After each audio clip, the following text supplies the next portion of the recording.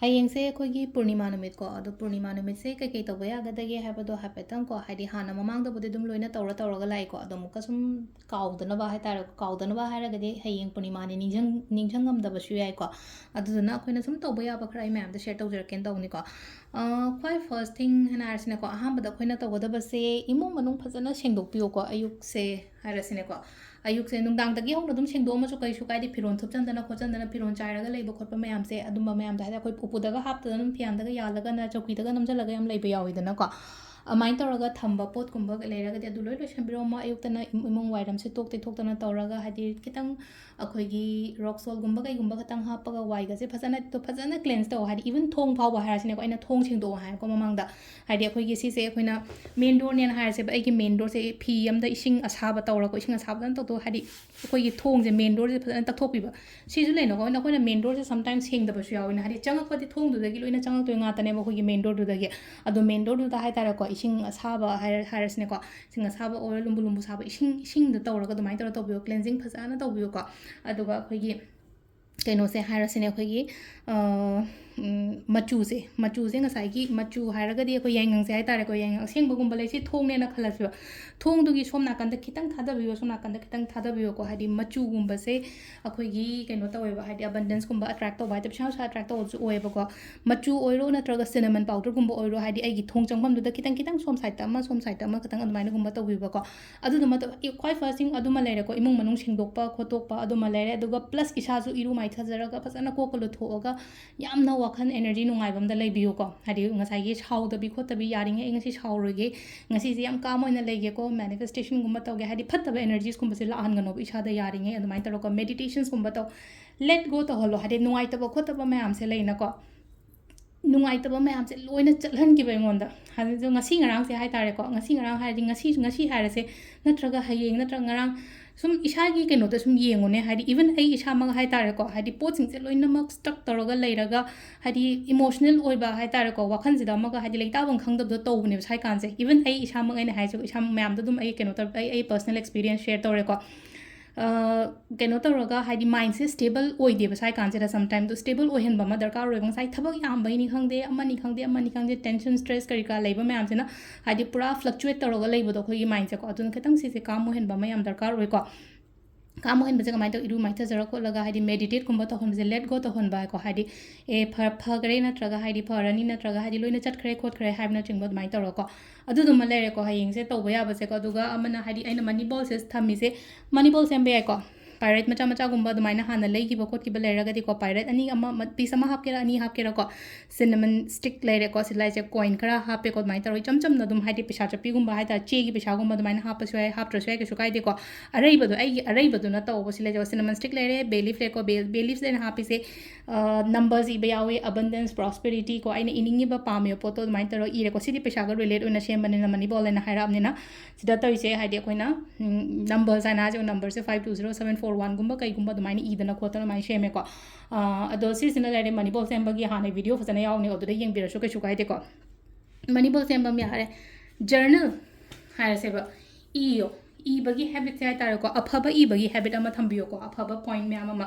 हाइदि अखोइना diary इबा मतम the लेनो को हाइदि डायरी इबगी हैबिट थमे तो डायरी इबजे नुंगाइ तो पार्ट्स में अमा मिथुएबा अखोइना इ मतम द को अदो ngasi अखोइना सम इबा खोटपा जटा कमाइ तोगे हाइदि यामना नुंगाइबा केनो ओइना इरसेबा हाइतारे को प्रेजेंट हाइदि आई एम हैप्पी को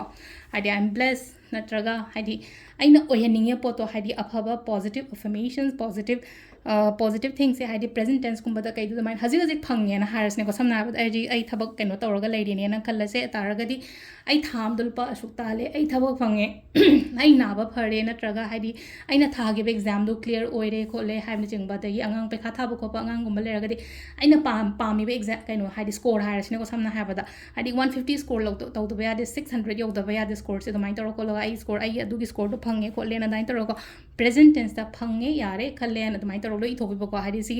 जर्नल इबगी अमा लेरे को अखोइना केनो तौबजे को दो नुंगाइ तब लेरगा नमु कमाइन तौगदगे हाइकदम ब्लैक पेन अमने इरगा ब्लैक पेन अमा लौरा दुगा लो इरो नुंगाइ तब पार्ट में हम हाइ तौर स्ट्रेस एंजाइटी नेगेटिव ओइबा पॉइंट में हम सी ओबसे नम अफबा नतब नेगेटिव ओइबा पॉइंट में हम आइगी लाइफ तगी चलनिंगबा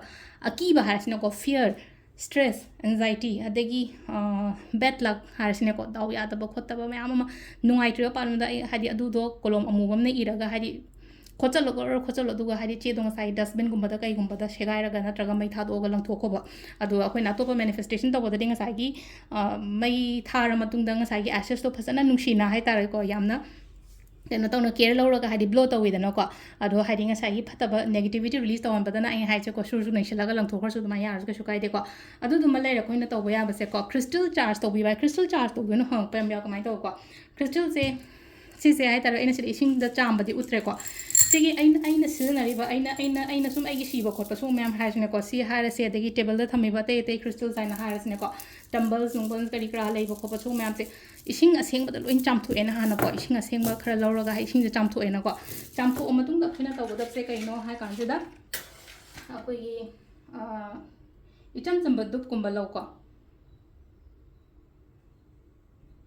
क्लेंजिंग तौबगी से कमाई तौदोइनो हंगरप याबा हादी पूर्णिमा खुदिंगी को अदो ngसाई सिगी से अखोइना तौदे पोत हादी ngसाई कइनो जे तारे मैखु से लोइना मंग ngसाई आइगी क्रिस्टल्स मैम से लोइना फंगन बानीदा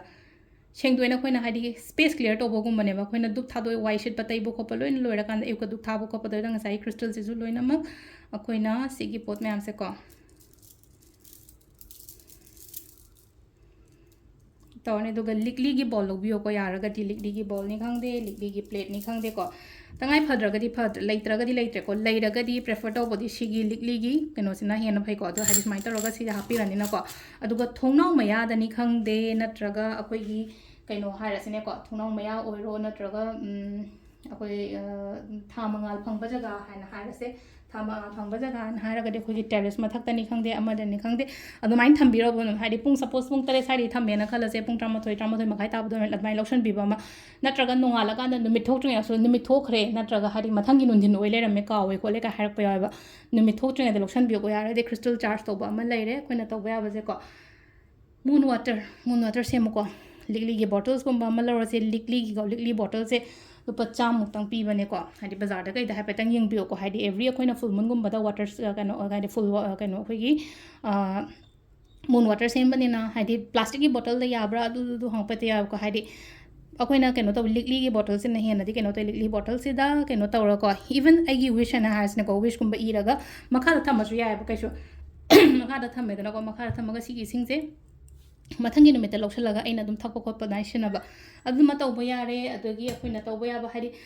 चेक सेंबा याब्रा हायो चेक तिन न्यू मून गुम्बदा सेंबियो को हाइदि फुल मून दि सेमगनो अदुगा अखोइना तौबा याबा लेक्स नेक्स्ट यादि बेलिफ रिचुअल से को हाइदि बेलिफ से इयो अइना पामियो बतो हाइदि मनी इगेरा रिलेशनशिप इगेरा हेल्थ इगेरा एग्जाम इगेरा म तौगेरा को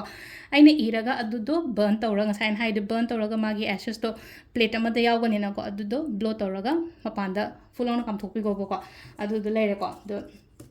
सिदा लेरे कोइना हंदकी कइनो सिदा को पूर्णिमा सिदा तौबा याबा थबक ngै अदो यारिङै मूड से यामना हवाई नुंगाइतबि खोतबि दुमाइना थमंगन खतंग हाइतारको हाइदि फना खलो पॉजिटिव ओइना लैयो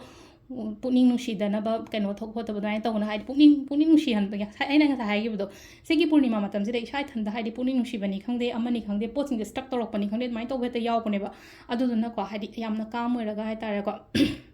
हाइदि अखोइना ngasi हेता फंगनि हेता फहनबे याबा प्रॉब्लमसु लेत कइनो तौबसु याविदना अदुन माइन फजगिनी माइन याजगिनी हाइबगी दुमाइना वखंदा खतंग हाइतारको माइन स्टेबल हेलो पेशेंस लेयोको अदुगा मेडिटेट तौबिरो अदुगा फजना को मैनिफेस्टेशन गुम्बा कइगुम्बा से तौबिरो अदुगा माइ पाको सोइबिरो मैम थैंक यू